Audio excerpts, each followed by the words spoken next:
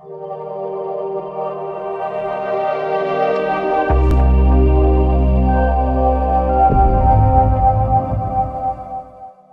Friends, आप सभी का आपके अपने YouTube चैनल डिस्कवर राजस्थान में स्वागत है। जैसा कि आप सभी को पता है कि इस चैनल के माध्यम से आपको जूनियर अकाउंटेंट टीआरए की पोस्ट के लिए जो आपकी डेली क्लासेस चल रही हैं, उन्हीं क्लासेस को हम आगे बढ़ाते हुए आज फिर से आपके लिए साइंस की क्लासेस लेके आए हैं। और साइंस की क्लास में आज हम अपना टॉपिक लेके आए हैं एपीकल्चर। जो आपका टॉपिक दे रखा है सिलेबस के अंदर एपीकल्चर, उसका हमने कुछ भाग पहले पार्ट में कवर कर लिया था।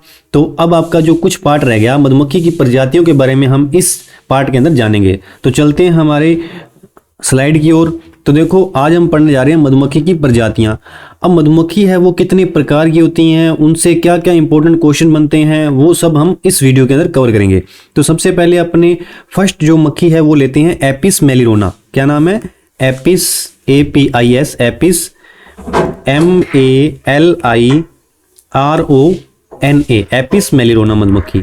अब देखो, जो एपिस मेलिरोना मधुमक्खी है इसके बारे में जो भी इंपॉर्टेंट बातें हैं वो मैं आपको सारी बता दूंगा। आपके एग्जाम की दृष्टि से जो महत्वपूर्ण बातें बनती हैं, कई बार आपको पूछ लेता है कि कौन सी मधुमक्खी है जो सबसे कम शहद उत्पन्न करती है, कौन सी मधुमक्खी है जिसका शहद औषधि के लिए यूज में आता है, तो आपको इनके बारे में पता होना चाहिए। तो एपिस मेलिरोना मधुमक्खी है, इसका अन्य नाम जो है, इसका अन्य नाम है बुनगा या डंबर मक्खी भी बोलते हैं। इसको क्या बोलते हैं? बुनगा या डंबर मक्खी भी बोल देते हैं। अब देखो, ये जो एपिस मेलिरोना मक्खी है या बुनगा डंबर मधुमक्खी है, ये क्या है कि साइज में क्या होती है? सबसे छोटी होती है, सबसे छोटी मक्खी होती है ये साइज के अंदर। कैसी होती है? सबसे छोटी। और ये छोटी मधुमक्खी है तो इसका शहद भी उत्पन्न करती है, ये भी शहद की मात्रा जो उत्पन्न करती है, शहद भी इसका क्या बनता है? कम बनता है, शहद भी कम उत्पन्न करती है। अब देखो, ये जो मधुमक्खी है ये शहद तो कम उत्पन्न करती है, लेकिन जो शहद बनाने के लिए जो परागकण होते हैं, परागकण जो अपने मधुमक्खियाँ होती है वो पौधों से लेके आती हैं, फूलों से लेके आती हैं, तो वो जो परागकण की जो मात्रा है वो ये ज़्यादा लेके आती है। परागकण तो ये ज़्यादा लेके आती है, पर इससे जो शहद बनता है वो कम बनता है। ठीक है। अब जो इसका शहद है जो वो ये औषधीय शहद कहलाता है। क्या कहलाता है? औषधीय शहद। देखो, नाम से पता लग रहा है औषधीय शहद। अब इसको औषधीय शहद क्यों बोलते हैं? क्योंकि ये कोई ना कोई औषधि में काम आता होगा ना। जैसे औषधि शहद है जो इसका महत्वपूर्ण है, किस में महत्वपूर्ण है? ये औषधीय शहद उत्पन्न करने में महत्वपूर्ण है। अब आपसे ये क्वेश्चन पूछा जा सकता है कि औषधीय शहद उत्पादन के लिए महत्वपूर्ण मक्खी की प्रजाति का नाम बताओ। तो कौन सा हो सकता है? एपिस मेलिरोना या बुनगा डंबर मक्खी, ये बोल सकते हैं। अब देखो, ये औषधीय शहद कैसे बना लेती है? क्योंकि देखो, ये सबसे छोटी मक्खी होती है। ठीक है। और ये जो मक्खी है ना, ये क्या करती है? ये ऊंचाई पे स्थित पहाड़ियों तक पहुंच जाती है। कहाँ पे? जैसे औषधीय शहद बनाते हैं तो औषधीय शहद जो ऊंचाई पे स्थित जो पहाड़ियाँ हैं वहाँ पे बोला जाता है कि औषधियाँ पाई जाती हैं, तो वहाँ से ये परागकण लेके आती है और उससे ये क्या शहद का उत्पन्न करती है। तो औषधीय शहद पता लग गया ना अब आपको। तो इसमें ये लिख देता हूँ, ये क्या करती है? ऊंचाई में स्थित पहाड़ियों तक पहुँच जाती है। कहाँ पहुँच जाती है? ऊंचाई में स्थित पहाड़ियों तक पहुँच जाती है।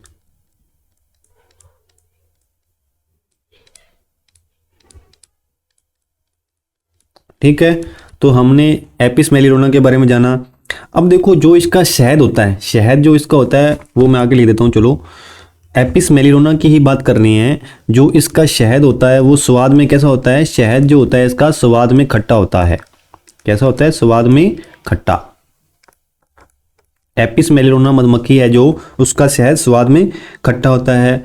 और इसका क्या है? इसका आयुर्वेदिक महत्व है। क्या है? आयुर्वेदिक।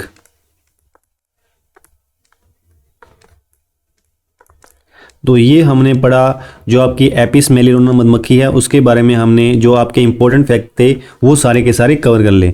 तो एक बार रिपीट कर देता हूँ मैं इसके बारे में। जो एपिस मेलिरोना मधुमक्खी है इसको बुनगा या डंबर भी कहा जाता है, और ये सबसे छोटी मक्खी है। इससे जो शहद बनता है वो कम मात्रा में बनता है, और परागकण जो होते हैं वो ज़्यादा होते हैं। और इसका शहद है उसका क्या है? औषधीय महत्व है, और ये इसके शहद को औषधीय शहद भी कहते हैं, और इसका आयुर्वेदिक महत्व है। ठीक है। और इसका शहद जो होता है वो स्वाद में खट्टा होता है। अब हम सेकंड जो मधुमक्खी है उसकी प्रजाति की बात करते हैं, वो है आपकी एपिस डोरासेटा। क्या नाम है? एपिस डोरासेटा, APIS, एपिस डोरासेटा, DORASAT है। तो ये जो आपकी सेकंड प्रजाति है ये है आपकी एपिस डोरासेटा मधुमक्खी का नाम है। और ये कैसी है? ये डेंजरस मधुमक्खी है, डेंजर मतलब खतरनाक है। और ये साइज में कैसी होती है? इसका साइज ये बड़ी होती है। कैसी होती है? बड़ी होती है साइज के अंदर। और ये कैसी है मधुमक्खी है? डेंजर है।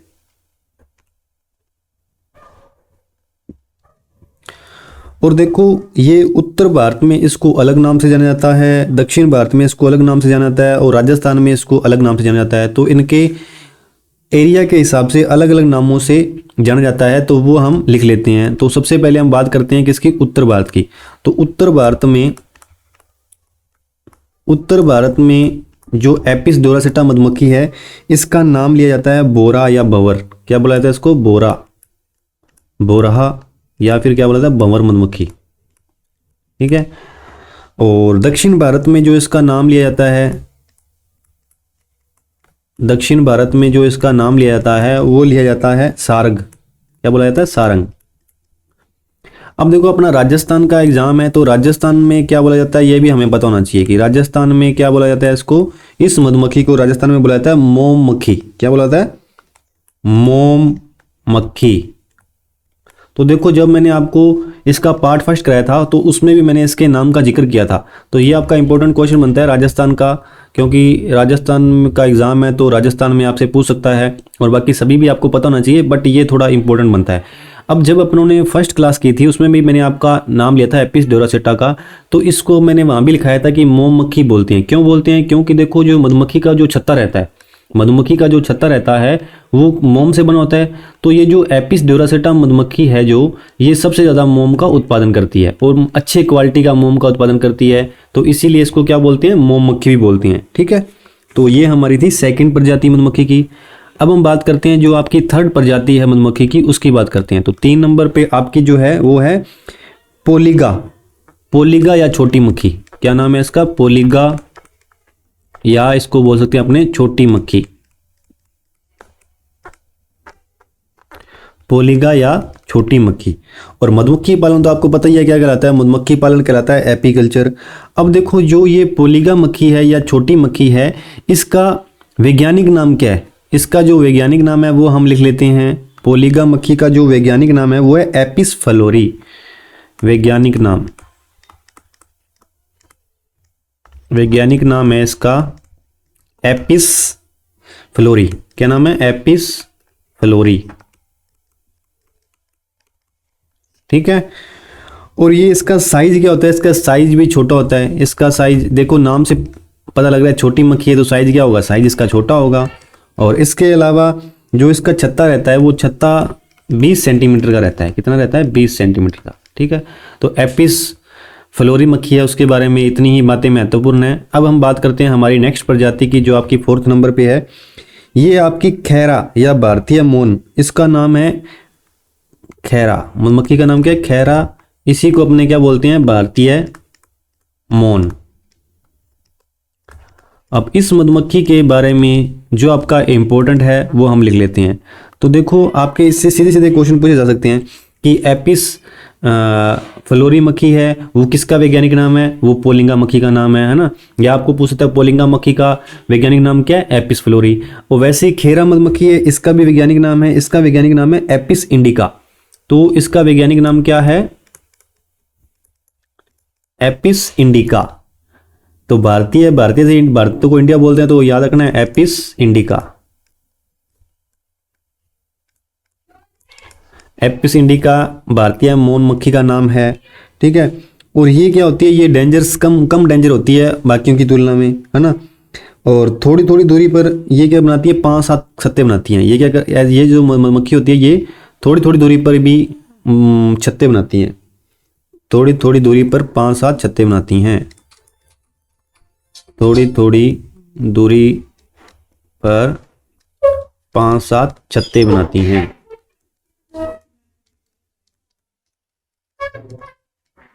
ठीक है। 5 7 लिख देता हूँ यहाँ पे, 5 7 छत्ते। ठीक है, तो इस मधुमक्खी की क्या क्या विशेषताएं हैं? इसका नाम है जो वो है एपिस इंडिका, और ये कैसी है? कम आक्रामक मक्खी है, और ये क्या करती है? थोड़ी थोड़ी दूरी पर 5 से 7 छत्ते बनाती हैं। तो ये आपकी होगी 5th प्रजाति। अब हम बात करते हैं नेक्स्ट वाले की। तो नेक्स्ट है आपकी 5th नंबर पे, वो आता है आपका यूरोपियन मक्खी। कैसी मक्खी है? यूरोपियन मक्खी। तो इसके बारे में अपने लिख लेते हैं 5 नंबर पे, प्रजाति नंबर 5, ये है आपकी यूरोपियन बी, या यूरोपियन मधुमक्खी को बी बोलते हैं तो यूरोपियन बी। ठीक है, इसका नाम है यूरोपियन बी। अब देखो इसके बारे में अपने लिख लेते हैं। ये जो इसका जो वैज्ञानिक नाम है, वैज्ञानिक नाम क्या है? Apis mellifera. क्या नाम है इसका वैज्ञानिक नाम? Apis mellifera. Apis mellifera. ठीक है, अब देखो ये मधुमक्खी है, ये जो आपका जो शहद का उत्पादन किया जाता है, शहद उत्पादन किया जाता है, तो वो पेटियों के अंदर आपकी मधुमक्खियों को रखते हैं ना। तो पेटियों में सर्वाधिक पाली जाने वाली मधुमक्खी कौन सी है? European bee. तो ये कैसी है? पेटियों में सर्वाधिक पाली जाने वाली मधुमक्खी। पेटियों में सर्वाधिक पाली जाने वाली मधुमक्खी, सर्वाधिक पाली जाने वाली। तो आपसे डायरेक्ट क्वेश्चन पूछा जाता है, पेटियों के अंदर सर्वाधिक पाली जाने वाली मधुमक्खी का नाम क्या है? यूरोपियन बी है। ठीक है, और ये जो इंडिया में कब लाया गया इसको? इंडिया के अंदर इसको लाया गया था 1962 के अंदर। कहाँ से? यूरोपियन बी है तो यूरोप से लाया होगा। 1962 में कहाँ से लाए थे? यूरोप से लाए थे, और इंडिया के अंदर। तो इंडिया के अंदर ये इसका जो स्थापित किया गया, सबसे पहले इसको स्थापित किया गया हिमाचल प्रदेश के अंदर। कहाँ पे? हिमाचल प्रदेश, जिसको अपने शॉर्ट में बोल देते हैं एचपी भी बोल देते हैं, हिमाचल प्रदेश। ठीक है, और हिमाचल में इसको स्थापित किया गया। और कहाँ से? हिमाचल के अंदर कहाँ पे? नागरोटा में। कहाँ पे? नागरोटा में। हिमाचल के नागरोटा स्थान पर इसको स्थापित किया गया सबसे पहले। और ये जो यूरोपियन बी है, इसका सर्वाधिक पालन किया जाता है इंडिया के अंदर। इंडिया के अंदर इसका सर्वाधिक पालन, तो सबसे ज्यादा पालन किसका किया जाता है? सबसे ज्यादा पालन, या फिर अपने बोल सकते हैं सर्वाधिक पालन जो है वो किस मधुमक्खी का किया जाता है? यूरोपियन बी मधुमक्खी का किया जाता है। तो ये थी आपकी मधुमक्खी की प्रजातियां जो हमने कवर की हैं, और आशा करता हूं कि आपको सभी की सभी अच्छे से समझ में आई होंगी। और यदि आपको हमारा चैनल अच्छा लग रहा है तो ज़्यादा से ज़्यादा लाइक करें, ज़्यादा से ज़्यादा सब्सक्राइब करें। आप सभी का हमारे साथ जुड़े रहने के लिए बहुत बहुत धन्यवाद। Thank you very much.